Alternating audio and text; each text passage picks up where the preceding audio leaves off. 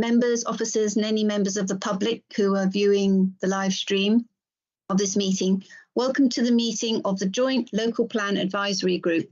My name is Councillor Katie Thornborough, and I am the current chair of the advisory group. This local Joint Local Plan Advisory Group is non-decision-making group and comprises members of Cambridge City Council, South Cambridgeshire District Council and Cambridgeshire County Council, and its role is to provide a steer at member level for the development of land use plans integrated with transport strategy. We meet in public and our recommendations go back to the local planning authority for decision making. Please may we begin the meeting by establishing which members are present in the meeting. When your name is called, please would you unmute yourself and introduce yourself. As I stated, my name is Councillor Katie Thornborough. Councillor Tim Vick. Yes, I'm here. Councillor Dr. Tumi Hawkins. Good evening, Tumi Hawkins. Councillor Neil Shaler. Hello, that's me. Councillor Simon Smith. You're on mute, Simon. Hello, present. Hello, Simon. Councillor Dr. Aidan van der Veer. Good evening. Yep. And Councillor Dr. Richard Williams. Good evening, Chair. May I start with a few housekeeping announcements? Please make sure that you switch your microphone off unless you're invited to speak. And when you are invited to speak, please switch your microphone on. When you finish speaking, please turn off your microphone. Please ensure that, if possible, you use a headset when speaking. I'm not using a headset because I haven't got one at the moment. If you wish to speak, please would you indicate in the chat column. Please also indicate if you have to leave the meeting via the chat. Otherwise, please do not use the chat column for any other purpose. If there is not a clear consensus on an item and we need to take a vote, we will do so by roll call. Committee members will be asked to respond for, against, or abstain when their name is called. We have a number of officers with us this evening. Jonathan Dixon, Planning Policy Member, will be leading the meeting with support from a number of other officers. John, could I kindly ask you to introduce yourself and inform us who you have on hand to assist with the meeting? Thank you, Councillor Thornborough. I've had a number of officers help with the reports for this meeting, and a number of officers are here to watch, but I'll go through the ones who are really involved. So I'm John Dixon, the Planning Policy Manager. We also have Caroline Hunt, the Strategy and Economy Manager. And then presenting to you later, we have Kieran Davis, who is a Planning Officer, Claire Spencer, a Senior Planning Officer, Emma Davies, who is our Sustainability Officer, Nancy Kimberley, Principal Planning Policy Officer, and Stuart Morris, Principal Planning Policy Officer. And I'd like to thank them all for their hard work on the agenda, pulling this together today. Yeah, thank you, Jonathan. The meeting is being administered by Lawrence Damery Homan, Democratic Services Officer. Lawrence, please introduce yourself. Thank you, Chair. Good evening, everyone. Thank you for coming. As you stated, I'm Lawrence Damery Homan and I'm the Democratic Services Officer at South Cambs for planning matters. Thank you very much. The first item is the election of Chair and Vice Chair. And the first, and I would like to nominate Councillor Dr. Tumi Hawkins as Chair. Is there a seconder for this proposal? Thank you, Councillor Neil Shaler. Are there any other nominations? No? Does anyone disagree with this nomination? And does anybody want to abstain? Okay, Councillor Hawkins, you are elected as Chair of the Advisory Group. I'd like to hand over to you now. Oh, thank you, Councillor Thornborough. Good evening, everyone. I guess I'm now the chair for this year going forward. It's now time to elect a vice chair, and I would like to nominate Councillor Katie Thumbrough as vice chair. Could I have a seconder, please? Yes, I will second. Thank you, Simon. Sorry, Councillor Smith. Are there any other nominations? Nope. Okay. And does anyone disagree with this nomination, or anyone wish to abstain? I take that as a no, in which case, Councillor Thumbrough, you are duly elected as the vice chair of the advisory group. Thank you. The next item on today's agenda is apologies for absence. Lawrence, are there any apologies for absence today, please? No, Chair, no apologies, and we have a full house this evening. Thank you. Brilliant. Always good to have a full house for the first one. Okay. Members present, do you have interest to declare in relation to any item of business on this agenda? Nope, I see no one saying yes. So if any interest subsequently becomes apparent later in the meeting, please raise it at that point. Okay, our next item is agenda item number 4, which is our proposed schedule of meetings. As you will see from the meeting papers, we have proposed a schedule of meetings of this group. And before we actually sort of make any decisions on that, I'd like to ask John to introduce this item, please, because there's a reason for why we're doing this as we are doing it. Thank you, Chair. I'd like to cover off really the scheduled meetings and the first part of the main report as well, where it goes into more information about why we're here. I think before we start, it's worth setting back and just covering the journey we've been on in the last couple of years. We started our local plan journey in 2019 with some significant stakeholder engagement with local groups and organisations about what we should really be trying to achieve through this new plan. And then in 2020, we held the first consultation, which was a major consultation exercise, trying a lot of new things that we hadn't done before to seek views on the issues and the themes that should form part of the plan. We held events like the big conversation and lots of reach out to our community and captured a huge amount of feedback at that early stage. We then later on in, I think it was the end of 2020, we held some more focused stakeholder engagement, again with lots of local groups and organisations, as we were starting to get the first findings of our evidence base on the amount of development that was likely to be needed and the issues that should guide it. The next stage was our first proposals consultation at the end of 2021. And again, we tried to learn a lot of the consultation lessons that we tried so far to engage our communities on how much development we should be planning for, where that development should take place, and the form that development should take. In June and July, we brought back to members at the two council scrutiny committees the results of that consultation and took members through a large amount of feedback we would have from various channels, from our quick survey to the more detailed online consultation to records we'd gathered up at various events, and reported that back and had some discussion about the feedback, particularly how we approached the reach of the consultation in particular and some of the key issues highlighting.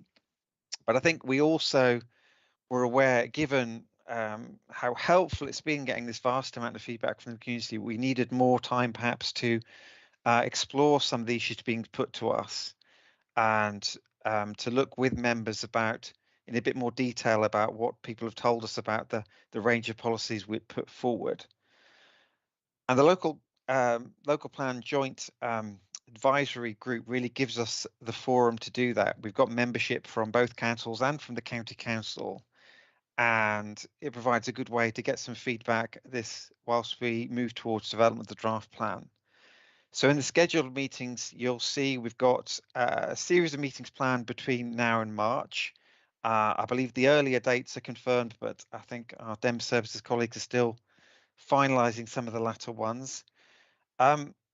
We've divided up the sessions into a series of themes, which will be very familiar, though they're the themes of the plan.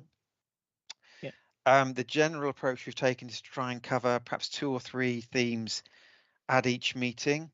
Hopefully there's some flexibility around that program, because we'll see how the program goes, whether we want to shuffle the order or deal with it slightly differently. This first one would be a good experiment about how the meeting goes. The meetings are obviously, as you can see on your screen, the LPAG members, the 3 members from each council and a single one from the county council. But we've also made the invite available to other councillors who you may allow to speak at your discretion, Chair, at appropriate points during the discussion. These aren't decision-making meetings, but we will report the minutes of the meeting when we do get to those decision-making points. We've got a meeting coming up in January where we're seeking to bring back to members some decisions around the strategy, and then the decision on the draft plan itself is scheduled for the summer next year, so we can report the findings of these meetings to that process. As for the agendas, you'll see we've provided a summary of the representations received on the topics we're dealing with. We've tried to draw together some of the key issues raised. Obviously, all the comments we've received are available on the website in full, and we've provided some links in the main report how people can view those. But we've really tried to group comments together and highlight who have made those comments, and they'll really provide the basis of how we go about providing responses to those comments as we get towards those decision-making processes.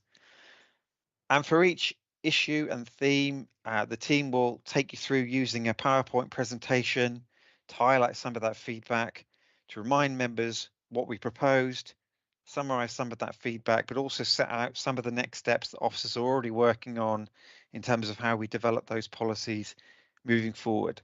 And then we hope to give the LPAG members a chance then to discuss some of those issues and feedback and explore the issues, and that will very much help us as we move to write the plan for you over the coming months. So thank you, Chair. We look forward to hearing what members have to say. Thank you very much, John. It's quite good to see what's in front of us here. And as you can see, members, the meetings are, we've got in line with the key themes of the local plan. We've got homes, well-being and social inclusion, biodiversity, great places and jobs, and infrastructure. So, does anyone have any comment to make on what we've proposed here? Because at the end of the day, what we're trying to do is make sure that our input comes in early enough that it then helps with formalizing the policies for the plan, rather than trying to do it further down the line. Councillor Thornborough. I think this is really well set out, and there's a lot of information that's come with this agenda. So I think having the agendas as early as possible before the meetings would be useful. In my opinion, I think the policies relating to well-being and social inclusion are the ones that I think that we will debate the most, because I feel that they are the least developed. When I last went through, that they seem to be the least developed, but very interesting and very, very important. So I know that the evidence gathering is continuing on that, and it will be very interesting what other people are doing about healthy cities and places. So it's just that one I think may benefit from a real focus and a discussion, rather than just sort of okaying the policies that are in. It seems to me all the policies in the other areas are really well thought out already, although deserving discussion, of course. Thanks. Yeah, thank you for that. Definitely, I think that's one of the objectives of this, of doing things this way now, so that we can put forward, ideas to help with formulating what we end up presenting. Councillor van der Weyer, please. Yes, I agree. Excellent overall. I think my thought looking through it was we starting off today with the vision, and then next time with the strategy, and then going through the policies by theme, which are good. And then I would just wonder whether there'd be an opportunity at the end to sort of come back on the vision and the strategy in the light of all the information that would have gone through over the next several months. We're thinking about the strategy and the vision without having seen all that further information. I don't think it needs to necessarily be a big session, but it'd be also a nice way of wrapping it up. I sort of thought as I was looking through that schedule. But you don't need to respond to now. It's sort of a thought to just share with the officers. Okay, well, thanks for that.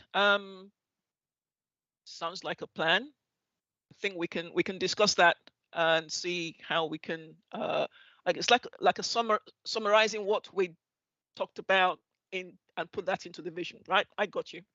Can I ask, John, is that something that we can take forward as suggested? Yes, Chair, happy with all those points. So on the wellbeing, social inclusion, yes, we can absolutely seek to probe those issues through discussion, and work to make sure we provide a good summary of the reps, but also set out some of the work we have been doing, because I think Councillor Thornberry, you raised that point previously. I think back in June as well, you highlighted that particular concern, and having a nice wrap-up session at the end sounds very sensible as well. Okay, thank you.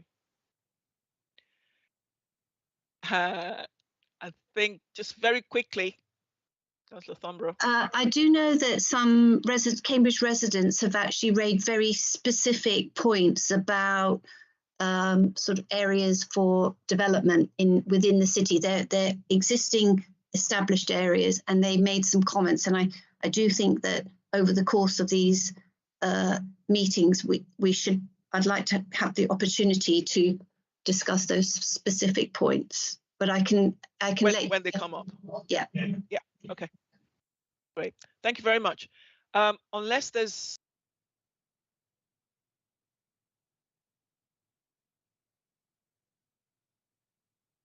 Tumi, you're on mute.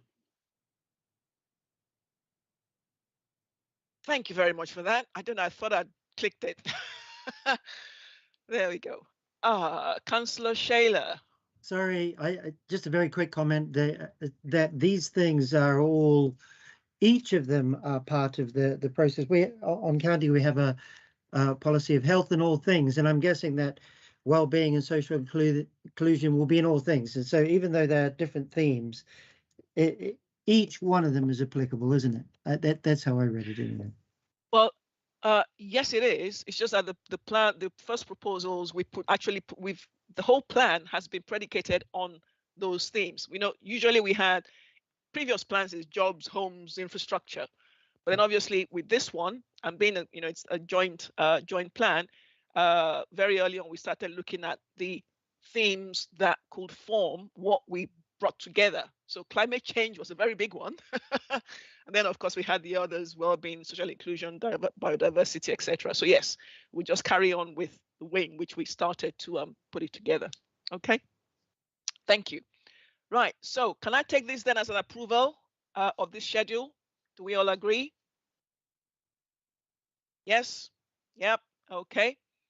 Councillor Williams? Thank you very much. Okay, that's it. Thank you very much for that. So we agree with the schedule in front of us, and the dates for the further ones will be made available later on. We've got the next one after this on the 24th of October and then 21st of November. And after that, we'll know. I think there's others, but that's what it is. Please put those in your diary to make sure that we're all here. And if you need a sub, please assign them as soon as possible once you know. Thank you very much. Now we go on to item 5. Which is the first of the discussions we're going to have on the visions and aims of this group, as well as considering the climate change feedback that we've had that will be incorporated into the local plan. So I think I will now ask John Dixon to please introduce this item. Thank you, John. My short job now is to hand over to colleagues who are about to share their screen. And the first speaker, I believe, is going to be Stuart, who's going to take us through the vision and aims. So the first point is the technical challenge. Okay. Hi, can everyone see that okay? Yes. I'll make it see the wider. screen. Thank you. Hold on 1 sec. There you go. Is that okay for you, Stuart? Can you see that? It's just gone to the notes page actually. It's gone back, Maybe yeah, if you it was fine unshare and before. reshare, that would be good. Maybe unshare and then put up the. Sure. It's never easy. I'm just glad that I didn't get the job of doing that. Let's go again.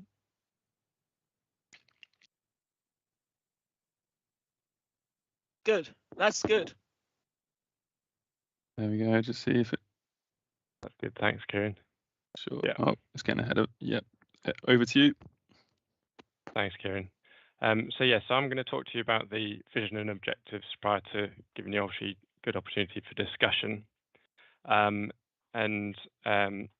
guess a bit of context before moving to the content is that clearly, as Councillor Ed and Van der Weij's comments reflect, there's a interrelationship between the vision and the aims and all of the content of the plan. As such, there was a large number of comments attributed to the vision and aims, but in trying to group comments such that we could understand them in a kind of a clear form, a lot of those comments, it seemed to us, related more to the strategy in particular. And so within the strategy chapter and in presenting these comments to you, we've tried to focus the comments in Appendix A on those that directly relate to the vision and the aims, and we'll bring those ones that relate more directly to the strategy at the next meeting. Some of the other comments also shared on the vision and aims page related to the consultation timing and approach, and we're intending to bring those to you at the next meeting as well.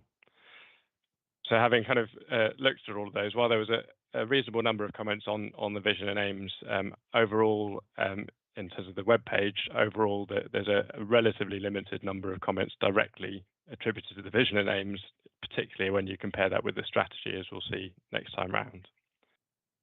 Please can you flick to one of the vision, Kieran? Thanks. Brilliant. I'm not going to read you the vision, only to say that it touches on all of the 7 themes that we've already referred to. So I'll just leave you a few seconds to reread it so you've got it in mind.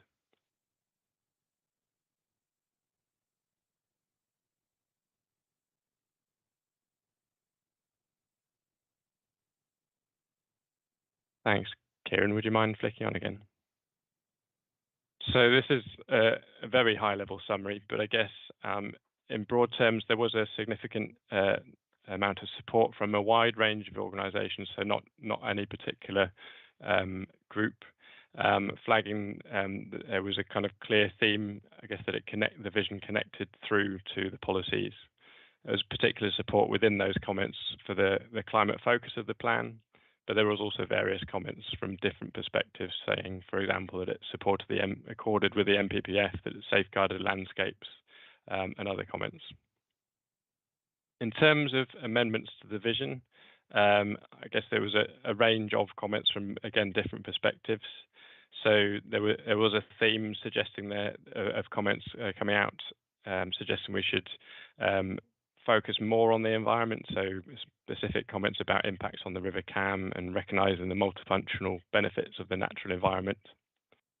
There was some comment from developers suggesting the plan was too Cambridge-centric and we should support rural communities, and I think that means development there. There was a comment that we should maybe recognise Cambridge as a centre of excellence, being the thing that makes Cambridge distinctive and successful, and maybe suggesting that that's not currently there in the vision. And then an alternative vision was put through by Council for Protection of Rural England. This was actually they attributed it to the strategy policy, so you won't see it in your appendix, but it kind of shows you about the connection between vision and strategy clearly. But their view was that there's full employment in Cambridge already, and there's clearly environmental challenges here, and so both to spread jobs to other areas of the country that might need them more, and also to limit the climate impacts of the plan. Their proposition for a reworked vision was to not have the jobs here and to push those to other areas of the country. Perhaps on a similar theme, the last two bullets you see there, I guess, are support for the vision in itself, but a suggestion that the policies and the allocations in the plan might conflict with that. And suggesting that we should take a different approach, so more limited development, for example. Thanks, Kieran. Could you move on to the aims? So this is the aims set out repeated for you. And again, I won't talk through them, only to say again, there's one for each of the themes of the plan. And I'll just pause to give you a little while to remind yourself of what they say.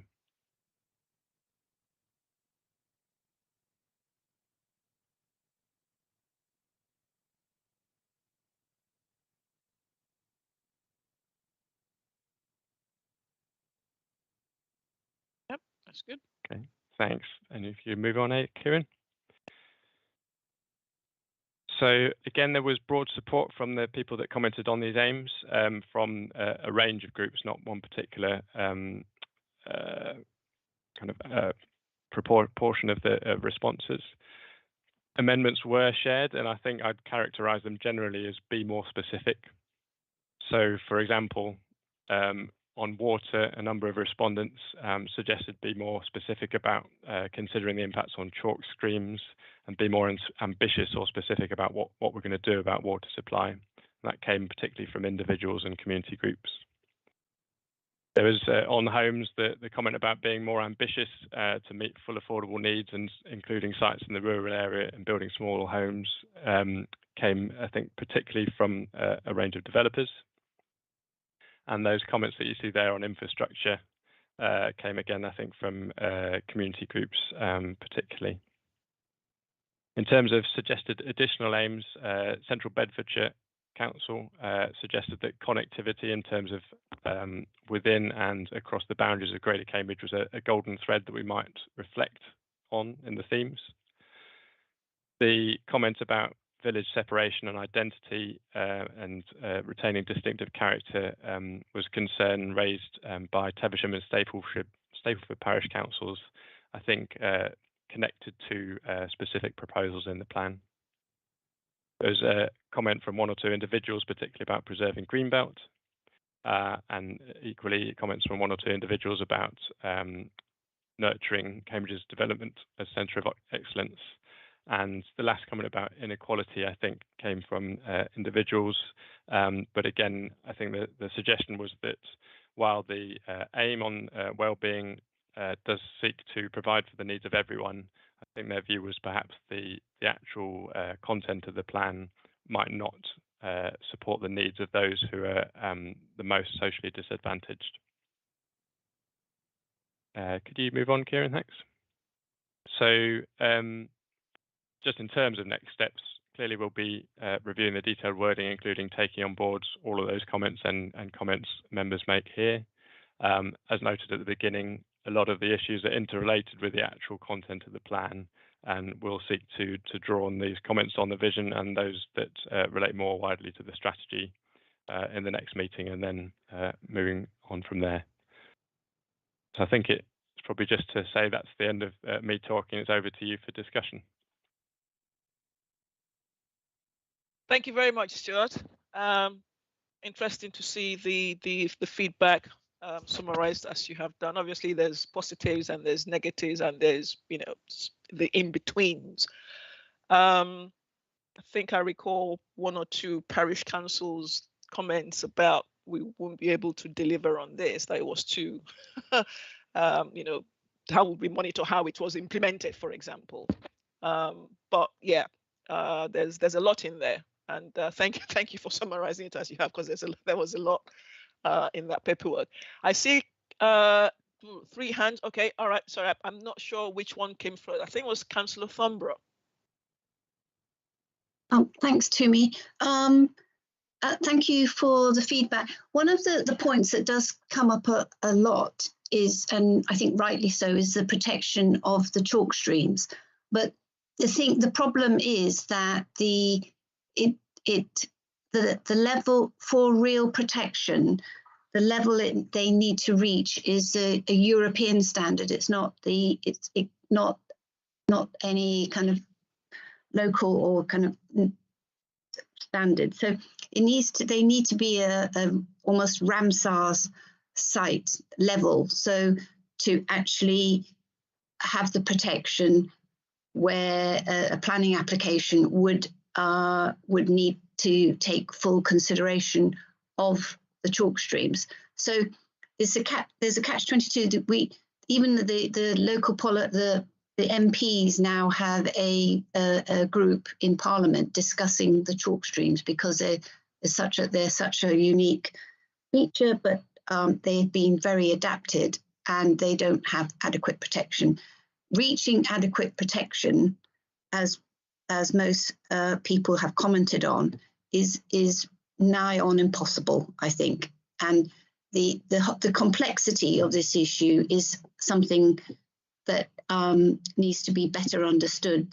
Otherwise, there will continue to be a lot of frustration and despair about these important features and the passion people feel about them.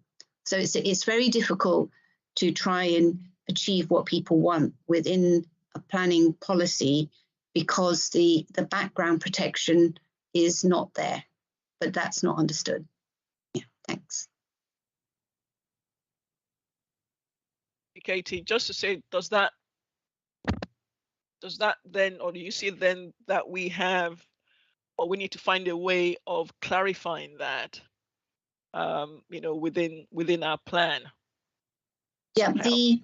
in the evidence about biodiversity clearly sets out the different levels of protection and what natural features are fully protected, and then how other natural features are protected. And the evidence is clear, but how it's interpreted and the general understanding about what a city wildlife site means, what a county wildlife site means, what a triple SI site means, what are chalk streams. People assume a triple SI site is very protected because by nature they're very special, but actually the true protection comes through the European level of protection. If we wanted to protect the triple SIs or chalk streams in a different way, I don't think we as planning policy makers, I don't think that's within our capability. Correct. But it would need to be some higher level legislation or through, I believe, the officers we just need to make that clear in a way. Okay, thanks. Councillor Simon Smith, I think you're next. Thank you, Chair. I want to just say a few words about the vision. Vision statements are notoriously difficult to write, and they need to pass 2 tests. I mean, the first test is, could this vision statement apply to anywhere else? And if you take out Greater Cambridge and put in, my hometown, Great Grimsby, well, it would apply. So I do agree with the comment that was made that there's no expression of the distinctiveness of Cambridge, or Greater Cambridge, in this vision statement. And the things that make Greater Cambridge so distinctive really do relate to the world-class education, health and technology sectors that we've got in the Greater Cambridge area. And the second test is Does it really tell us what's different between now and where we want to be? And I was just reflecting on the comments in the 160 odd pages of comments that were attached to the document. It's fairly clear that there is misgivings about growth for growth's sake. So what we've got to be expressing are the desirable outcomes that come from growth, and I believe that they can be expressed through the aims, the 7 aims, and that the vision statement expresses the whole is greater than the sum of those seven aims.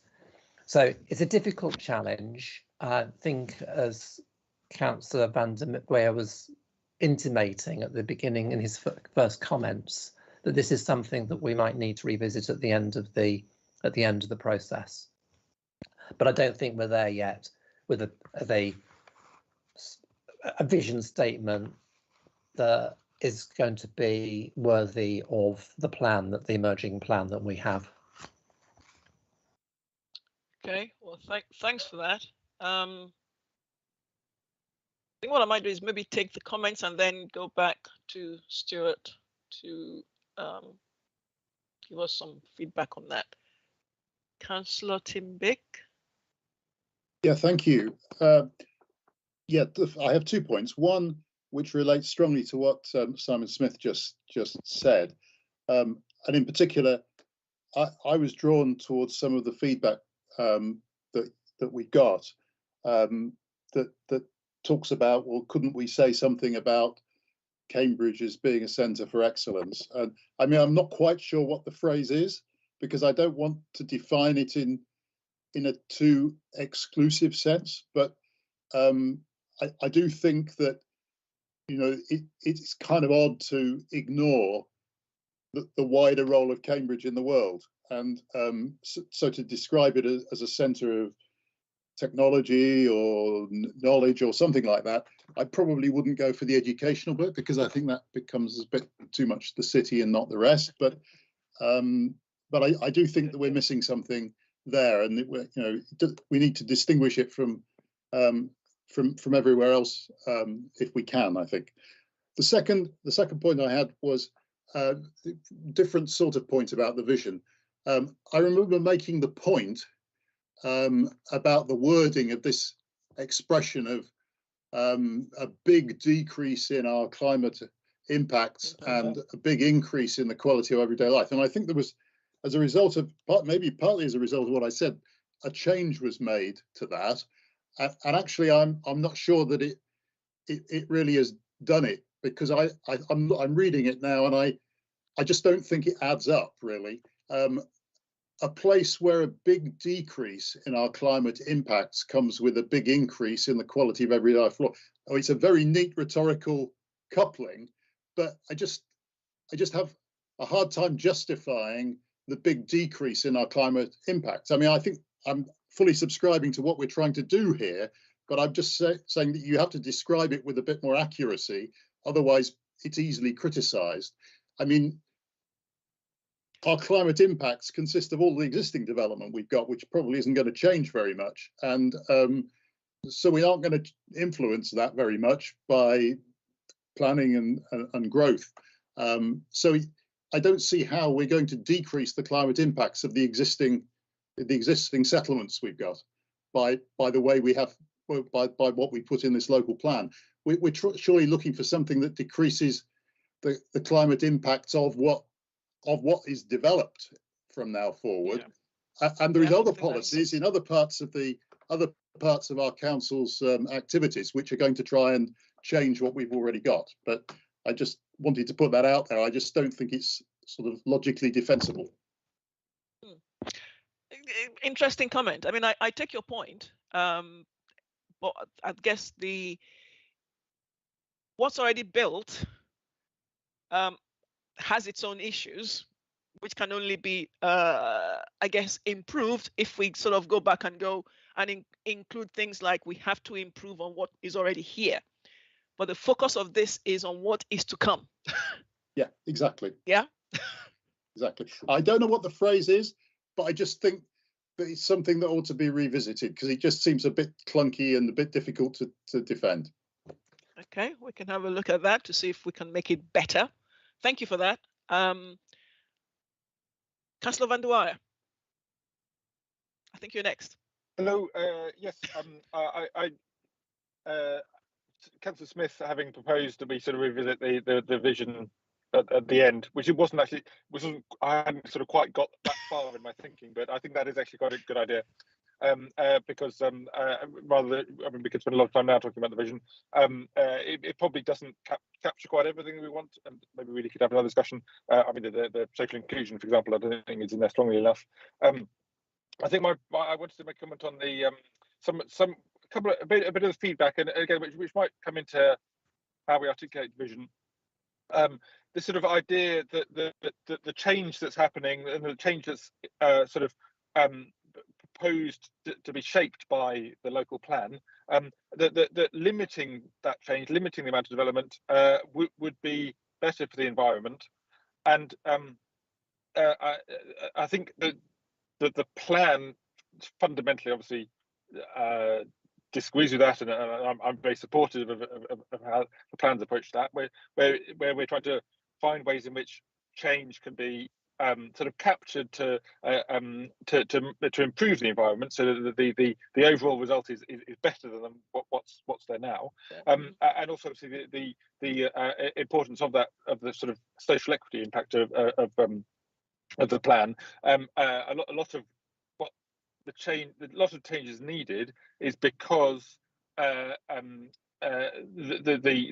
what we have now has become so inequitable in Cambridge, Greater Cambridgeshire, Cambridge and South Cambridgeshire, and just sort of saying, well, we need to limit the change, in fact will compound that inequality, will sort of transfer that inequality actually out, so forcing people who work here to continue travelling long distances from outside the area.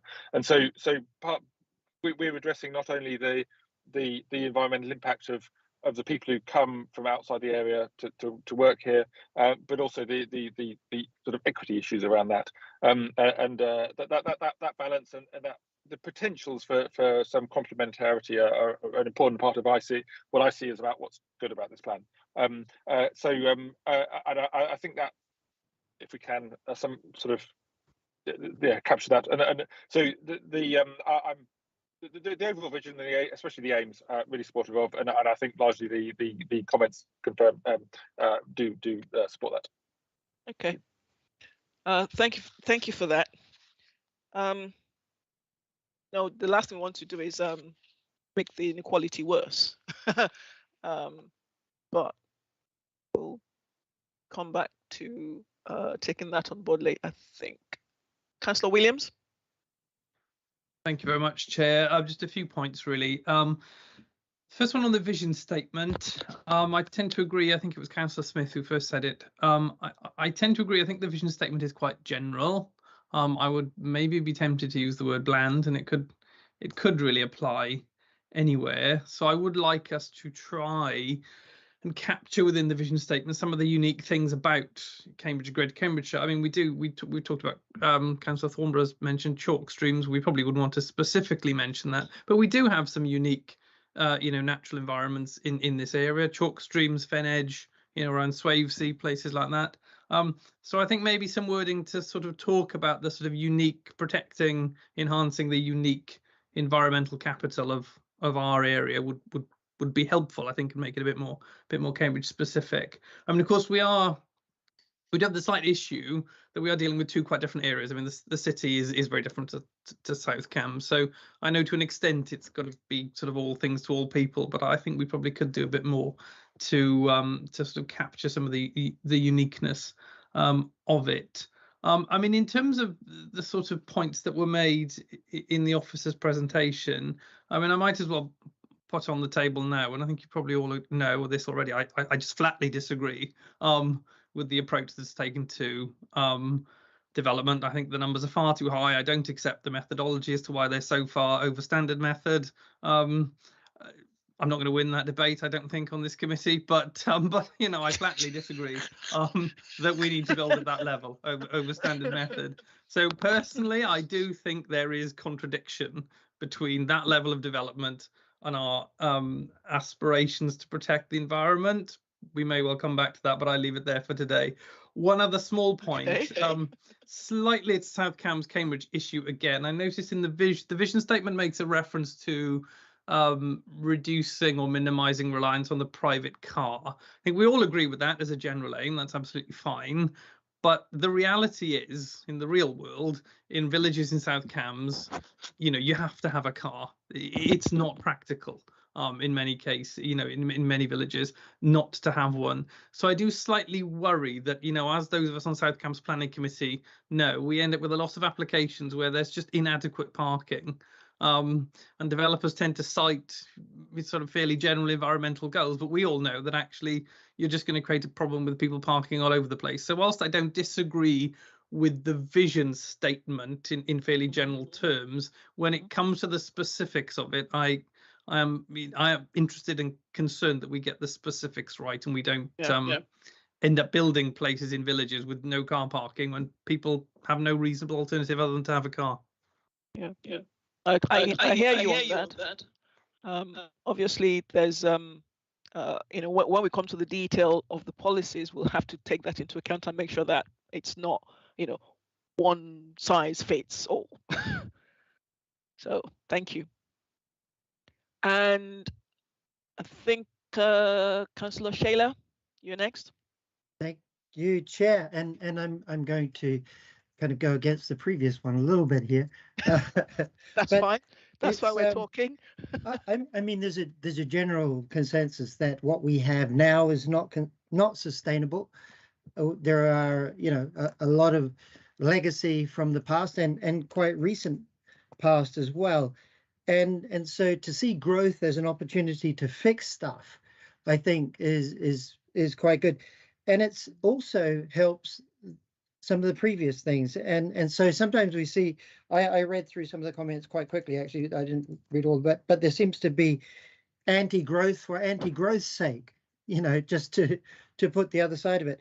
And to make a particular point, I love that phrase, connectivity is a golden thread that runs through everything. And of course, we're working on 20-minute communities and transport hubs and a lot to do with transport. And when you put in active transport routes, of course, that's useful for existing communities just as much as it is for the future communities. So the future growth actually supports greening the existing infrastructure. And in fact, by having more numbers often, it supports better infrastructure. So growth is not necessarily something that is always, you know, environment wrecking and all that sort of stuff. If it's done right, it's an opportunity for us to actually fix some historic problems. Well, some good points there. Obviously, opposite opposite views, but perhaps we can find a good way in between. But yes, you know, you both make valid points, but at the end of the day, what we're looking at is being able to create a plan that works to the best that it can and provides for the needs of our specific Greater Cambridge, which is different to a lot of other places in the country. We know that. It's just getting it to that point. Okay, we need to move on. I just want to make sure that we cover everything we need to cover.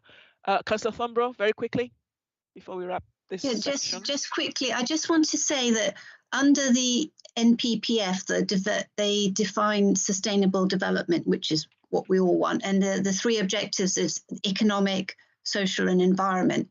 Growth is part of the economic objective. And I do wish that we used growth much more in that context. So also under economic, it's growth, innovation, improve productivity. And I really think that the term growth ought to be used within that context of the economy with these other things that are important. Thanks. Okay. Thank you very much. I'll call on Stuart just as a, you know, you've heard the comments. How do we move forward with this? Well, yeah, I mean, just to say thank you. I don't think it's the place we're clearly not putting a new or revised vision or aims to you today. So I think that the purpose is really for us to listen and reflect on what you said. So I think it's all been really helpful input.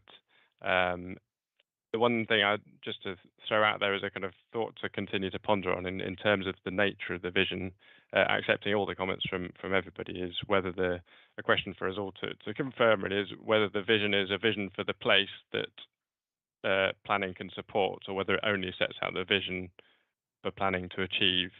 And that's that kind of differentiation and definition in my mind. Such that you set out, say, what the place looks like in 2050 or 2041, and noting that planning will only achieve some of that, but other things will act to impact on that. Hopefully that makes sense so far as it goes. But that's just the thought in my mind to ponder on as we develop the vision. But all really very helpful comments, so really appreciate those. Okay, thank you. I think it's the vision for the place in 2041. John, do you have any comments, or you can move us on to the next discussion point?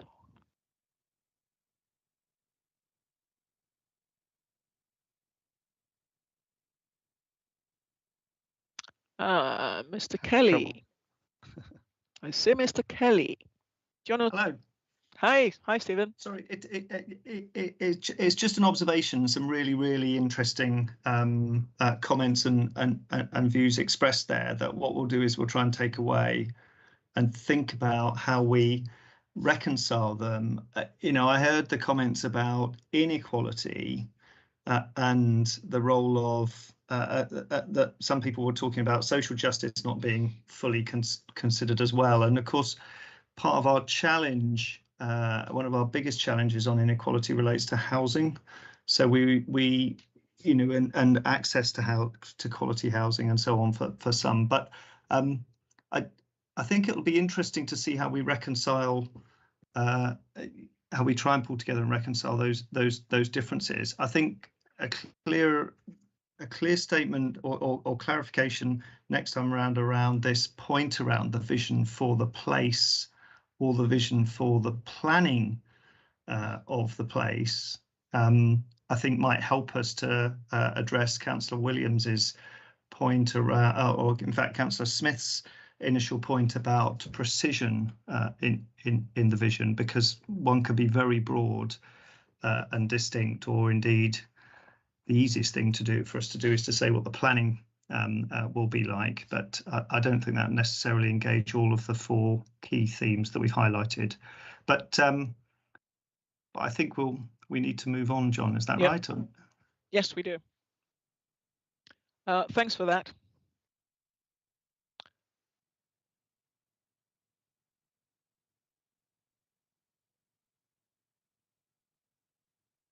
So we're now going to bring the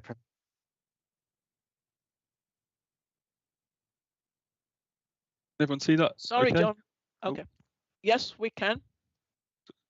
Sorry, John, did you want to say something? Yes, we can see it. Okay. You want me to crack on, John? Yes. Lovely.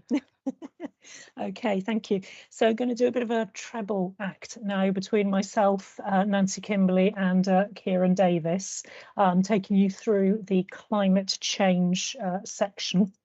So just a very brief look back. I'm sure you all know and remember this already, but obviously back in the first conversation document, we identified a range of themes, climate change being one of those themes.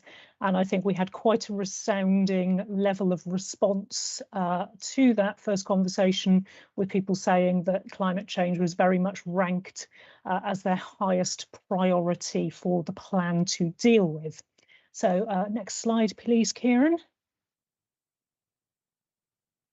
So what we've identified to date is a kind of wide role for planning to play in responding to climate change. So again, this slide is just very briefly summarising the kind of policy areas that we've looked at so far: supporting renewable energy generation, switch to sustainable transport and low emissions vehicles, water efficiency standards, which Nancy will talk about in shortly, Materials with low embodied carbon and circular economy is the word that's missing from the slide there.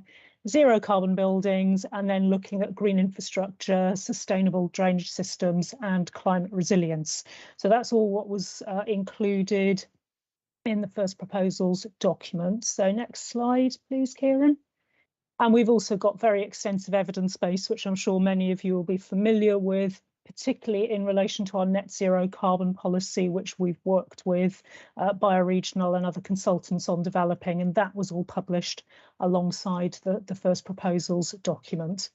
So next slide, please. So yeah, our first kind of big policy, and one that we actually went into quite a lot of detail on in the first proposals, was our net zero carbon new buildings. So this is the policy that looks at setting the levels of energy use allowed for in new development, how renewable energy should be used to meet that energy need. And then it talked about kind of whole life carbon emissions and embodied carbon as well, because that's the other key piece of net zero carbon. So in terms of the key issues raised in response to consultation, we did get, I would say, very strong support overall from a range of consultees, so parish councils, community groups, statutory consultees.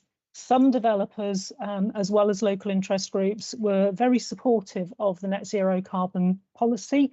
There were some useful suggestions for areas for improvement. Particularly some talking about areas, for example, around more refined approach to embodied carbon. And then there were others, for example, the University of Cambridge, supporting the kind of general thrust of the policy, but requiring or requesting some flexibility in how some of those targets were applied, particularly for different building types where a slightly more nuanced approach might be needed to some of those targets.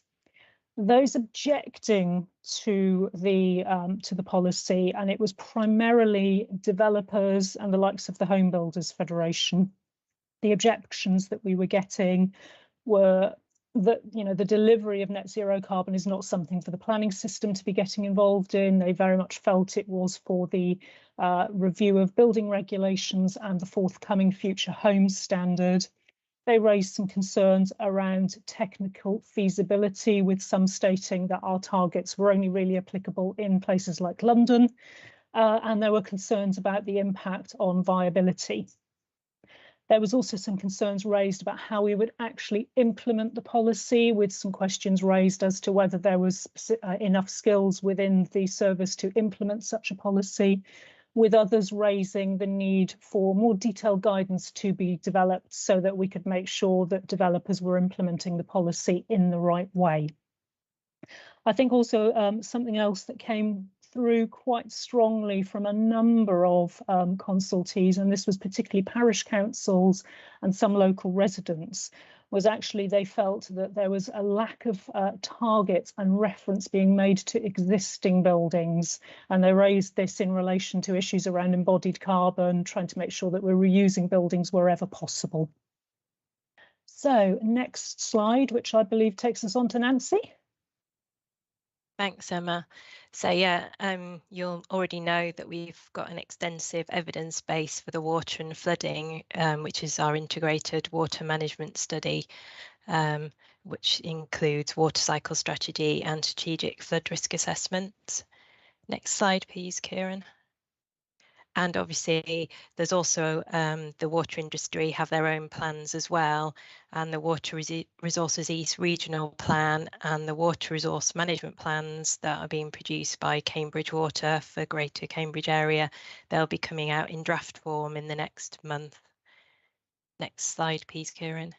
So we have a policy on water efficiency in new developments, and we were setting out that we would require very high water efficiency levels of 80 litres per person per day for residential, and full credits for category WAT 01 of BREEAM for non-residential. In the table below, you can see that typically water use at the moment is 143 litres per person per day. Our current local plans use the optional national building regulations standard of 110 litres per person per day, but we're aiming to go even lower than that at 80 litres per person per day.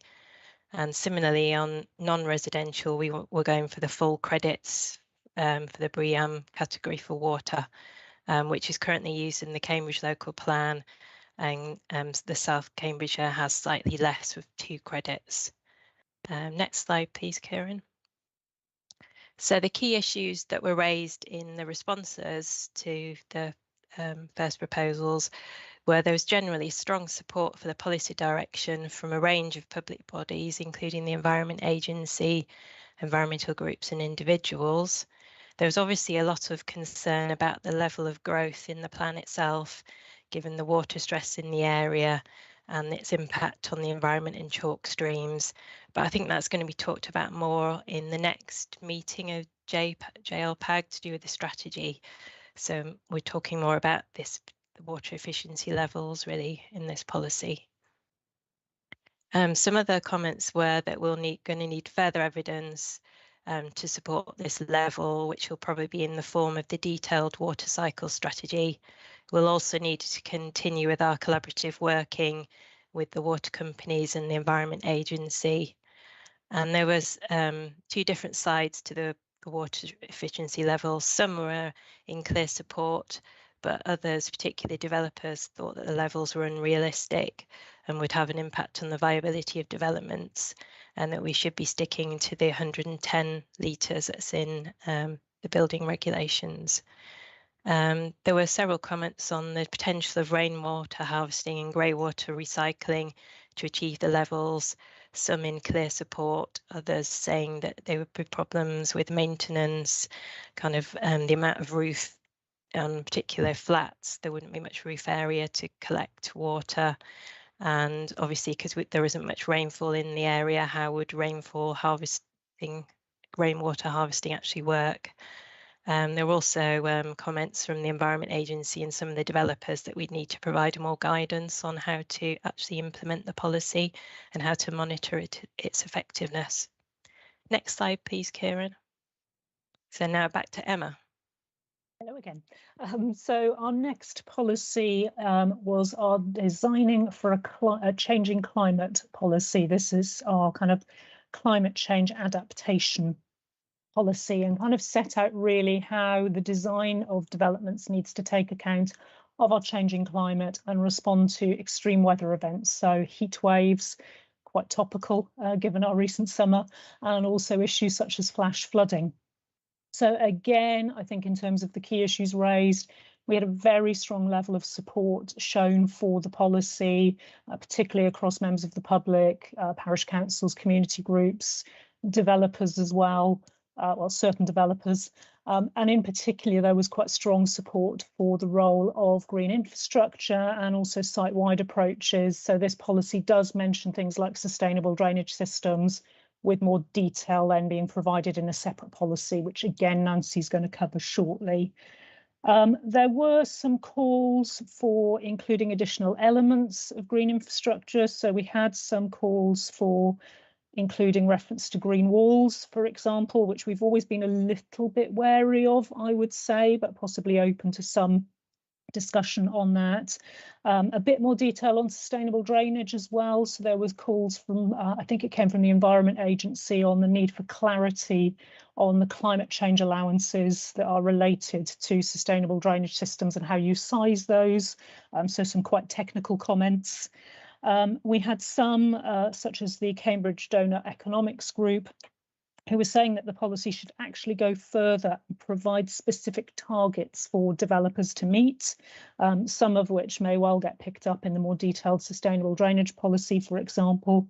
And then on the other hand, you had some developers who felt that the councils hadn't really adequately considered the impacts on viability of the policy, and again suggesting that this was more of a matter that should be dealt with via building regulations and not planning.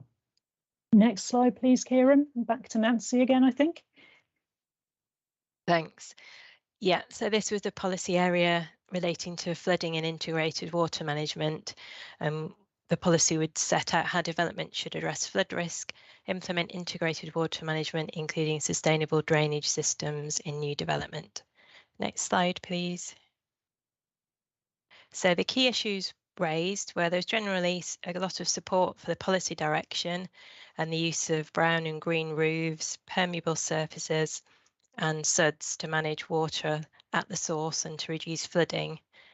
There's also talk about that development should not be permitted in flood risk areas such as a floodplain and take into account climate change. So generally the change in climate, meaning that we have more storms and drier periods. There also talks about that there should be wider flood risk betterment, particularly from the Environment Agency and the Cam Valley Forum, and there should be sort of larger areas set aside for storage of floodwaters. There were a lot of comments about SUDs generally, and that they should be designed to take into account multiple things such as climate change, improving water quality, benefits for amenity and biodiversity, but also to make sure that they didn't have an impact on buildings and archaeology. There were also issues about sort of integrated water management and the reuse of water. And again, comments about that the scale of growth is out of line with water resources available in this area. Next slide, please, Kieran. Me again. So our next policy, this is our kind of standalone renewable energy generation policy. So this talked about how the plan would support kind of renewable energy generation projects and associated infrastructure, how they need to be planned and designed. And it also talked about identifying broad areas considered suitable for certain types of renewable energy. So again, I think we had quite a lot of support for the policy. I think a lot of people do now recognise the important role of standalone renewable energy generation and enabling us to get to our net zero carbon targets. I think there were a number of suggestions about kind of improvements to the policy, so additional things that could be referenced. I think we had a call for the plan to identify an area for the delivery of an accessible anaerobic digestion plant, which is quite specific. Lots of calls for including requirements about integrating community energy projects into new developments, and also thinking about some of the more innovative approaches, so thinking about smart grids and battery storage provision as well. We did have some calls from some people about a need for a holistic district-wide strategy for renewable energy production. And there were also concerns raised from some about the capacity of grid infrastructure and whether there is enough capacity in the grid to support things like heat pumps and electric vehicle charging. We did get some concerns raised from the Campaign to Protect Rural England about how the policy wouldn't actually stop the loss of farmland for renewable energy generation. And there were calls from a number of statutory consultees and also third sector organisations talking about the policy to be more clear about protecting the character and appearance of the landscape and heritage assets, with clear guidance on where wind, solar farms and energy infrastructure is considered acceptable. Next slide, Kieran, and I think these are a couple of policies for you to cover. Yeah, that's right. Evening, everyone. So yeah, this policy, reducing waste and supporting the circular economy. So control how developers should manage the waste generated by construction, how new developments should provide for waste and recycling, storage and collection, and how circular economy principles should be considered in development proposals. So just to recap this policy, so it will require developers to submit a construction environmental management plan, ensure that all proposals provide adequate, flexible and accessible storage space and collection systems, and for major developments also requires developers to submit a circular economy statement. So in terms of the responses, there's strong support across the board really for the policy from a variety of organisations, and particularly a lot of respondents expressed support for reusing existing existing buildings rather than demolition. And linked to that is also specific support for underground waste systems. Support from County Council with particularly useful suggestions to make the policy more legible to the general public. And also they suggested, close collaboration to develop the approach given the policy's relevance to the minerals and waste plan of the county. Some issues were raised around the scale of the scale of development to which the policy should apply to. So particularly you saw some developers sought to narrow the policy's scope, suggesting that it should only be applied to major developments. Contrastingly, some groups such as the Cambridge Donut Economic Action Group, bit of a mouthful, literally, wanted to expand the policy scope. So they argued that targets were needed to ensure that developers actually deliver the policy. And then there were also objections to this issue being dealt with in local planning policy. So the Home Builders Federation felt that was an issue for building regulations and national regulation rather than the local plan. So moving on. So this next policy, supporting land-based carbon sequestration. So yeah, just to recap, so carbon sequestration is the process of storing carbon in a carbon sink, and in terms of the high level summary of the policy direction, so it will control development of land that is capable of becoming an important carbon sink, in particular undisturbed or undrained peat. Support the creation of land and habitats that play a role as carbon sinks, and promote approaches that minimise soil disturbance, compaction and disposal during construction projects. So yeah, and also related that to that, in South Cambridgeshire, peatland is mainly located in the very north of the district. So in terms of responses to the consultation of the to the policy, there's strong support for the policy from a range of organisations and individuals, and many of those commenting could see the value of protecting sites and land that is important for carbon sequestration, and which is not protected in current policy protections. There were no specific objections to the policy itself, but some developers suggested adding to the policy to recognise and support the role that green infrastructure can provide as part of new developments in the process of carbon sequestration. Other respondents suggested improvements, including calls to enhance tree canopy cover across Greater Cambridge, which it plays an important role in the sequestration process, and also to consider the role that greenbelt and lower grade agricultural land can play in sequestration process.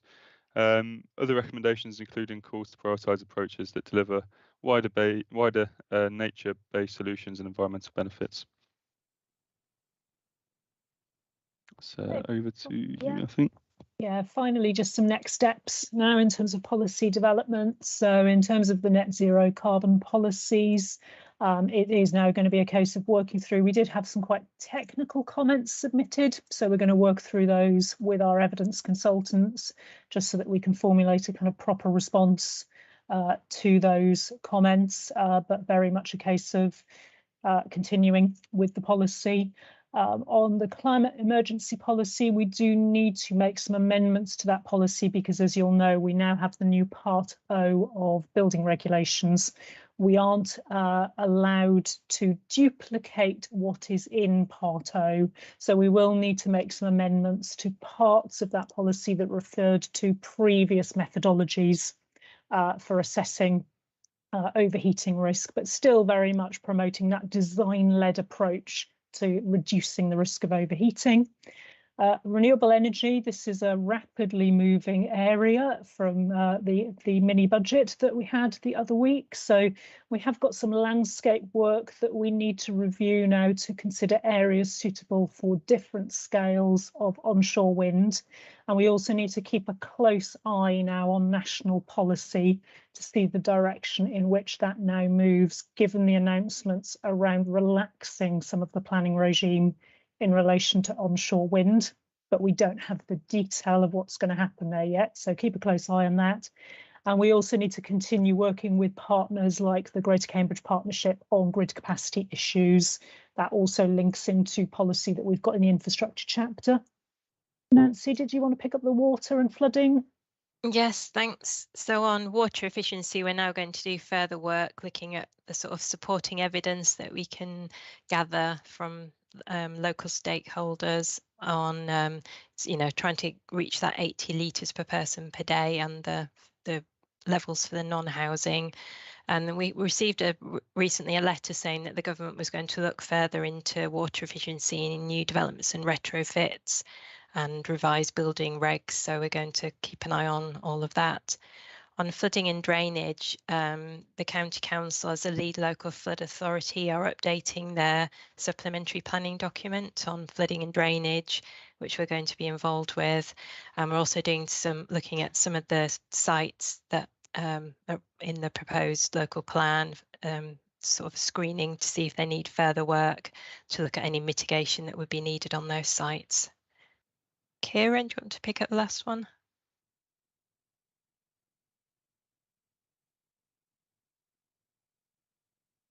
Or Emma? Yeah, I can pick up the last one, not a problem. Yep, circular economy is quite a new policy area for us, so we need to do a little bit more detail now in developing that policy. And I think it will be particularly important for us to work in partnership with colleagues, both in our shared waste service, but also at Cambridgeshire County Council, just to make sure that our policies are kind of aligning on the issue of circular economy. And I think that now brings us on to the discussion. Wow.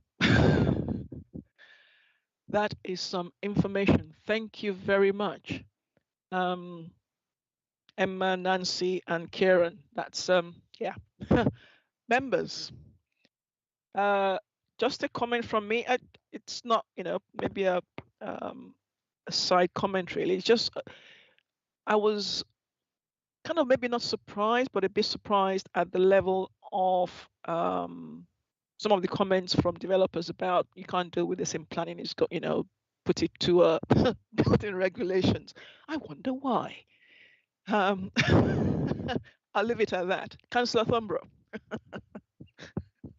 I think I need to make a declaration of interest that I have been, over my years in Cambridge, been involved in several local groups, and I am involved in the Cambridge Donut Economics Action Group, which it's a group, it's an informal gathering of people to discuss donut economics, but I wasn't involved in any of their analysis of the consultation or any of the feedback they provided. Just a few more things. I think these emerging policies are really exciting, and I think the officers have done a fantastic job in pulling these together. And I know a lot of other local authorities are looking with interest at these to see how they're further developed and eventually how the inspector will take them. I think the comments about retrofitting is very interesting. I know, I think by 2050, something like 95% of the buildings in 2050 we have now, and they have created it's problematic about heat loss and using too much water now. But our policies mainly are involving with new build. We can definitely sort out the new build. Sorting out the existing buildings is really problematic. And taking the policies as far as we can to deal with that is a challenge. And I think it's great that we're looking for that. And the other really good thing I think the policies have is actually, I think it includes testing the buildings in use to see if they match the aspirations. I think that's really, really good. And I hope that can be retained, and actually the evidence from that will feed back into it, be really useful. Thank you. Thanks for that, Katie. Councillor van der Wire. Hello. Yeah, as Katie just said, I think pushing these policies that are across a wide range as far as we can within our understanding of the parameters of the policy making process, and then arguing the case with the inspector is entirely the right approach. I'm really supportive of that. and the building regs one that you briefly referred to, Jimmy, is a good illustration of that. I mean, we are discussing things in the context of the local plan that relate to the building regs around fabric and design. We're discussing them because they're strategically important to us. Exactly. We have decided that they are important to what we want our place to be, and which is an entirely different motivation for deciding on what the building regs for the building regs themselves. And obviously there's a complexity of the interaction, which there's been a couple of comments on too, which is a frustration. But I'm very glad that we are pushing as much as we can. So totally support that. Thank you. Thank you very much. We definitely need to support, the best level of, building qualities that we can. I mean, emergency, it's climate emergency now. We can't step back. We've got to do the best that is possible to do. And if at the end of the day we get to the inspector and the inspector says whatever it is, you need to bring that down maybe, but we need to be out there pushing very high standards. Otherwise, what's the point of saying there's a climate emergency? Yeah. Anyway, stop ranting. Councillor Smith. Yes. Thank you, Chair. I think this is probably the most innovative, progressive set of policies in the local plan. And as has been discussed, we are very much at the edge of what might be possible to get adopted. But I'm absolutely behind pushing the envelope on this. And I think the comments that came from the construction industry are quite instructive, because they've shown to us, they've revealed to us the kinds of objections that we can expect at the examination, and how we'll be tested on this. And so it gives us plenty of time in order to build up the evidence base to be able to defend these policies. Now, it's quite interesting that some of the progressive parts of the construction industry are aware of the risks of developing stranded assets. So, in other words, buildings that will be unusable in 20, 30 years' time because they haven't designed in for higher heat levels of heat and energy costs and so on and so forth. And there's others that just want to say, well, this is not viable, I'm not going to make a profit, and therefore this has got to all be set aside, and I don't know what climate change is. So I think one of the things that we're going to need to do is demonstrate how all this can be done and delivered technically. And that within that, I think the useful frameworks are the carbon budgets and the whole life carbon assessments. Now, when it comes to that, it's kind of like a double-edged sword, because then we need to be able to demonstrate that we've got a carbon budget and a whole life carbon assessment for the whole plan. And so it does present us with a fundamental challenge for this plan. That's what I wanted to say on that. Thank you very much for listening to me again. Thank you for that. I think you mentioned being able to deliver this policies technically, but it's not just that, is it? It's also being able to monitor how it's implemented and make sure that they're implemented properly and correctly, which will take a lot of resource, I would imagine, going forward. And we need to find a way of ensuring that, yes, we can do that. Okay, Councillor Williams, it's your turn. Sorry, thank you, Chair. Just a couple of points on water, really. I was interested about the feedback that we'd got on the proposed 80 litres per person per day policy, and I remember raising some questions about that when it came to South Cambs scrutiny. I mean, again, in principle, yes, I think it's a great idea if it can be achieved, and I certainly agree with what's been said before, that we have to be ambitious, but I also do think we need to be realistic. When I looked into this, inevitably in an area like South Cambs and Cambridge, where you get very little rain, I mean, we had nothing here for about 3 months this year. You need an interface between a rainwater system, for example, and the mains, because if there's no rainwater, the mains needs to come in and back it up so you can flush your loo. Well, actually, that's quite complicated when you look into it as how that actually works. And you know, you need there are health risks if it's not done properly. So you are imposing costs on the homeowner, as well as you know, or potentially we're imposing costs on homeowners in terms of maintaining these systems. So whilst I think it's a great idea and I certainly support it in principle, I am uneasy about the practicality of all of this, because it will need backing up one way or another. And you know, we need to take seriously what the comments are, and I'd be kind of interested in what the officers say about that. I mean, I did ask at the time in South Cam Scrutiny if we had any, you know, similar sort of large scale situations where this 80 litres per day per person had actually worked. Not some small developments in London, which I think there are, but you know, scaled up across thousands and thousands of homes. So that concerns me. I'm not saying we shouldn't have it, but I think we do need to be very careful on that one. Just in terms of the water more generally, just picking up on some of the comments, you know, about the extent to which we can in fact sustain the level of development that's proposed. I mean, I think it's not controversial that you know, our own reports say that to go for the sort of medium level we're going for, we do need regional level solutions. I mean, I think I and a lot of other people would be interested to know what the plan is if those regional level solutions don't come on board. I mean, yes, they're planning a reservoir for the latter part of the plan period, actually, but you know, we all know how these things go. What if that reservoir is delayed 5 years and we're talking about the reservoir coming online in 2042, which is the year after the plan finishes?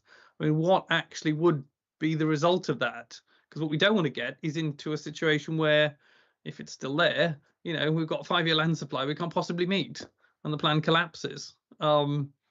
So I would like some clarity around what, if you like, the contingencies are if those regional water level solutions don't actually come on board in the plan period, or at least until so late in the plan period that they're not actually all that useful. Thank you very much for that. Interesting. I mean, I think for me, this is where, for some reason, many people seem to think water resources is down to planning. It's not. You know, we have a responsibility to, you know, provide homes and, you know, places for, you know, offices and R&Ds as we have here, to the level of, you know, to meet the need that is identified in our area. But we have to then work with those who will provide, you know, things like water, electricity, utilities, which is not our responsibility, but obviously we have to work with them to provide this. So, you know, hopefully we don't get into a situation where we don't have a 5-year housing land supply, but, you know, I'm sure that Mr. Kelly can perhaps tell us a bit more about, you know, what might happen or what the procedure will be if, you know, the resources being planned for by water resources doesn't come online when it should, or when they say it would. Over to you, Stephen. Thank you, Tumi. I can't offer you a solution off the top of, at this moment in time, as I think Nancy highlighted. The water companies, the kind of Tumi's quite right. It's not essentially a show that we run the delivery of the water resources, but we are tracking very carefully and closely the water resource management plans alongside the Environment Agency, and we suspect that one of the key issues will be how can the plan track or ensure that a kind of fracture in delivery of that infrastructure doesn't create the kind of conflicts with adverse impacts on the environment that we know the community is more widely concerned about. I think once we have sight of, and we've asked the water companies through our consultants and directly to provide the data that sits under their assumptions about increases in consumption associated with their plans and the infrastructure that they bring, that they're suggesting they will be bringing forward in those 20-year plans. We'll be able to take a kind of more considered view in terms of the consequences for delay.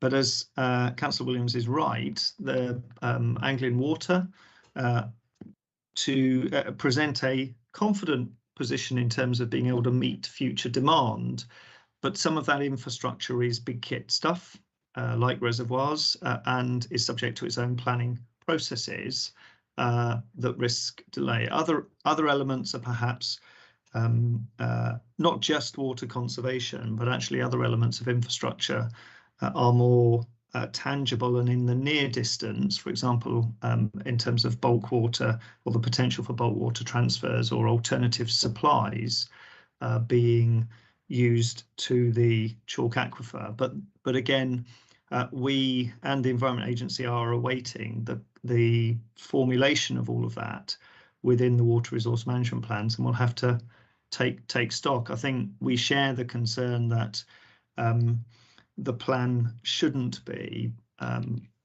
promoting a level of growth that in turn makes us vulnerable to a fracture in the 5-year housing land supply because we cannot deliver without adverse environmental consequences. There's quite a way to go, obviously, in the local plan timeline in which we expect both the funding and indeed the planning of this infrastructure to happen.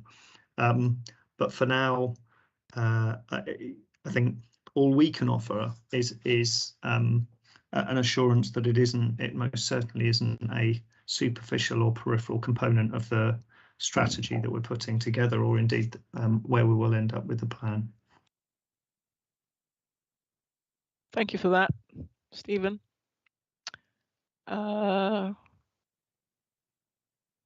see Katie, Councillor Thumborough. I just wanted to come back briefly on the Councillor Williams' question about reduced water down to 80 litres per person per day. In Northern Europe, there's a lot of examples where this has been the regulation and it's been implemented. And also there's quite a lot of buildings in Britain where the Victorians had really good wells associated with each property. And as mains water came in, the wells were supplemented and used for flushing toilets, so that those homes have very low water usage, because the main thing that we need to stop toilets being flushed with mains water. That's the simplest way to get to 80 litres per person per day is to get the cisterns using another source. But you're absolutely right. If there is a tank, it's always designed to be topped up by mains water if there is a lack of rainwater. Yeah. I guess this is where rainwater harvesting and all that comes in. Yeah. Okay. Do you have any further comments before I call on Emma, perhaps, to come back? There's a lot in there.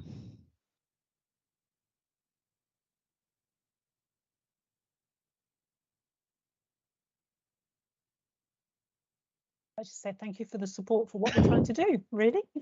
I think I note Councillor Smith's point about it being quite useful for us to have the comments from industry. If I'm honest, there's nothing in there that I wasn't already expecting to some extent. But yeah, we'll be working with our consultants to look through the more detailed technical comments, just to make sure that we take those on board and have a proper response to those. Yeah, but we shall carry on. I do have a question for you, actually. You made a comment about some concern about green walls. Did I hear that correctly? Yes, you did. Yes. Yeah. So Can you expatiate, please? Yeah, there's two different types of green wall systems. There's a kind of more traditional roots in the ground kind of green wall system, which is something that we have been generally supportive of when they've come in with applications. You then also have the modular green wall systems, which we, and I say we, kind of myself and colleagues in landscape, we are at the moment quite wary of, because they are quite intensive from a management perspective, but also from an inputs perspective, so water and also feeding, and because they require a long-term maintenance plan to make sure they keep looking good and that they don't just shrivel up and die. So I think it's something that we can re-look at, and perhaps it would be useful for us to think about a bit more in the way of guidance of the sort of thing that we would want to see where green walls are being proposed, because they do have other benefits, but it's making sure that those benefits aren't outweighed by them not being properly maintained. So I think that's just something for us to consider moving forwards, looking to see, you know, if we do want to go down the route of including green walls, developing some more guidance on what makes a successful and truly sustainable green wall system. Yeah. No, thank you for that, because that is something I'm definitely very interested in. I think, you know, yeah, which is probably why my ears picked up on that one. Because obviously, you know, there's plenty of benefits, but yes, I take the points that you've made. You know, maintaining them and making sure that they look, and we, you know, they can be properly. I guess they don't cost too much the other way, which is, you know, too much water or and all that. Okay, that's great. Thank you, Nancy. Do you want to comment on that? Sorry, I just wanted to come back on the 80 litres per person per day, and that just in our outline water cycle study, the consultants did sort of look at the kind of cost and the viability a bit more in that, and actually they found that it doesn't add a considerable extra amount on top according to the figures that they provided, but obviously we're working towards a more detailed water cycle study now, so we can work with them. And I know that the water companies and the Environment Agency are also very keen to provide us with examples and evidence that we could use at an examination in the future. Okay, thanks for that. One of the other things that occurred to me as we went through was talking about increasing the tree canopy cover across the district. Isn't this something that we have as part of our Dublin Nature Strategy? No? Katie, yes? Katie? Yes, the Dublin Nature Strategy is specifically to develop special areas of nature, but it also includes sort of a vision about planting more trees generally in developments. But there is the City Council currently that has a very specific tree planting policy that's being tested. It's being used as a research project, and the results, I think the officers are actually coordinating with the tree officers about the results, because it could be part of an evidence-based, specifically about how trees can be used to help stop fast flow of water and to actually cooling effect in urban areas, and for stop buildings overheating. So it's very specific in it's not just tree planting for biodiversity, it's tree planting to improve the built environment, if you like. Yeah. Okay, thanks. Stuart? Thank you. It's just a note that there is a tree policy in the biodiversity and green spaces theme, so we will get the opportunity to explore that issue much more fully at that meeting too. Okay, thank you very much for that. Right, so I suppose,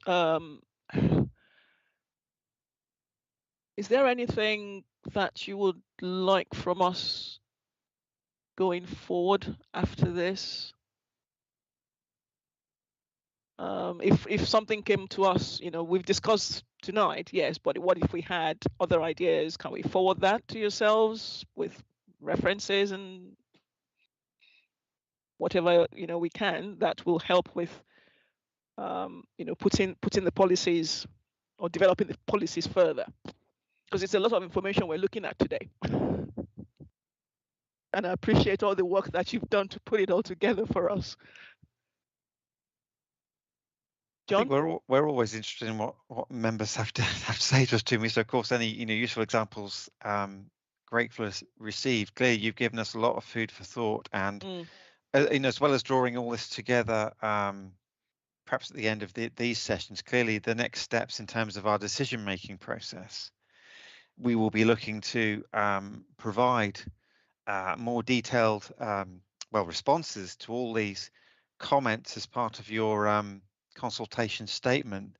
So hopefully we can pick up on some of these issues as we draw out why we're taking the next steps on these policies, but also we'll be providing you with more detailed responses. So part of the decision-making process this isn't the end of the story. There'll still be a chance to look at those issues in due course. But I think I speak for everyone when I said, we found this a really useful process, and hope you all have as well. Certainly have.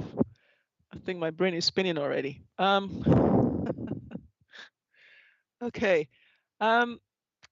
Is that the end of the presentations that we have for this evening? Yeah. Okay.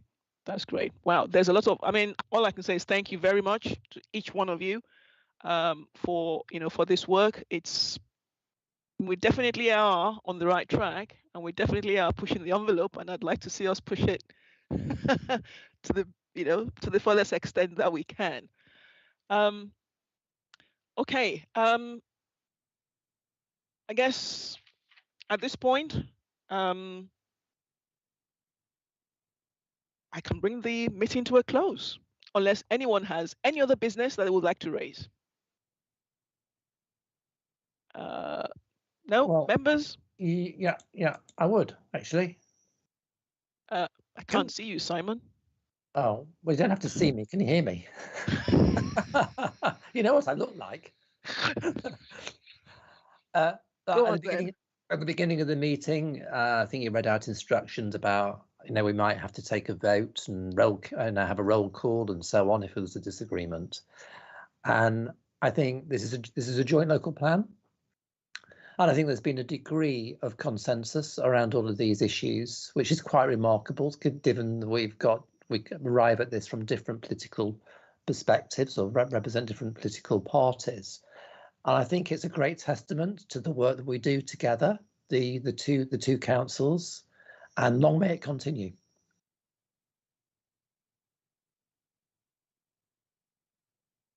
Well said. Thank you very much, Simon.